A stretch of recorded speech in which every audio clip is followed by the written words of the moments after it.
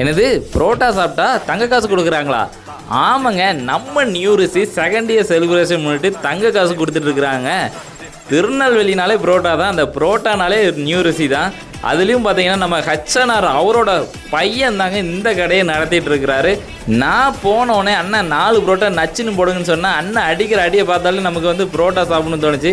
சூடாக கல்லுலேருந்து அப்படியே எடுத்துகிட்டு வந்து அண்ணன் அடிச்சாரு பார்க்கணும். அதுக்கே செம்மையாக இருந்துச்சு. அப்படியே நூலாக பஞ்சு பஞ்சாக வந்துச்சுங்க புரோட்டா. அந்த புரோட்டாவை அப்படியே தட்டி பிச்சு போட்டு அதில் வந்து எப்போதும் நம்ம கொடுக்குற அந்த சால்னாவும் அந்த கிரேவியும் மிக்ஸ் பண்ணி அடித்தோன்னு வச்சுக்கோங்களேன். வேறு லெவலுங்க. ரொம்ப நாள் கழிச்சு நம்ம ஊரில் ஒரு நல்ல புரோட்டா சாப்பிட்ட ஃபீல் எனக்கு கிடச்சிதுங்க.